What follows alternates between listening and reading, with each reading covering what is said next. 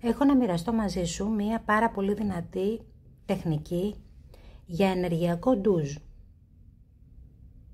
Απαγορεύεται αν είσαι έγκυος, έτσι. Αυτό το επισημαίνω. Λοιπόν, το αλάτι αρχικά βοηθά στην απορρόφηση και εξουδετερώση της όποιας αρνητικής ενέργειας μπορεί να μεταφέρεται στην άβρα σας εκείνη την ημέρα. Οκ. Τα έχω γράψει για να μην τα ξεχνάω. Ετοιμάζουμε αρχικά ένα μείγμα αλατιού. Πρέπει να προσθέσουμε αμυγδαλέλαιο, λίγο, όχι πολύ, σε μία χούφτα χοντρό αλάτι, θαλασσινό χοντρό αλάτι. Αρκετό ώστε να δημιουργηθεί μια πηχτή πάστα.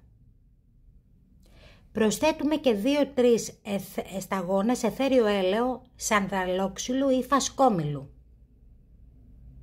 αλείφουμε με αυτό όλο μας το κορμί. Όχι πρόσωπο και κεφάλι, αλείφουμε όλο μας το κορμί.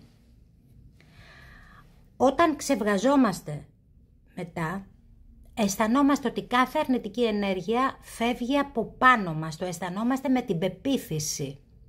Επίσης ζητάμε σε αυτή την πάστα, σε αυτό το μείγμα, να καθαρίσει κάθε αρνητικό που έχουμε εισπράξει. Κάθε τι κακό που έχουμε μαζέψει αυτή τη μέρα ή μέχρι αυτή τη μέρα. Πόσο συχνά το κάνουμε? Όποτε θέλετε το κάνετε, παιδιά. Όποτε αισθάνεστε βαριά την ενέργειά σας. Το κάνετε όποτε θέλετε.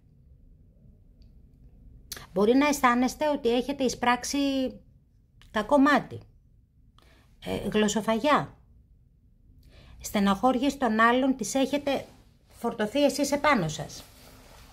Είναι για οτιδήποτε. Πλέον έχω σκοπό να βγάζω συχνά βίντεο με διάφορα τρίκ και κόλπα, γιατί βλέπω ότι σας αρέσουν υπερβολικά.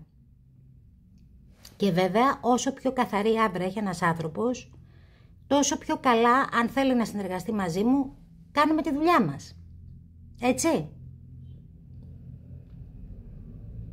Λοιπόν, για το συγκεκριμένο το ενεργειακό ντουζ σήμερα, σας επαναλαμβάνω, μία χοντρή χούφτα θαλασσινό αλάτι, χοντρό κατά προτίμηση ή μη χοντρό,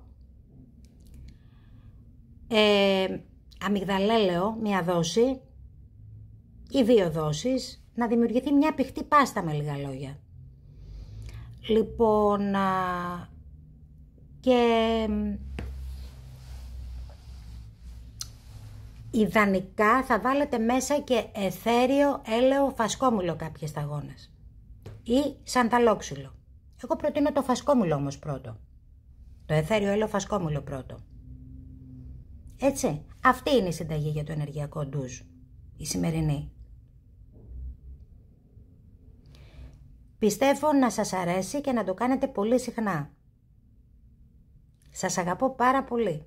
Για ό,τι θέλετε, το τηλέφωνο μου είναι 694 247 0482.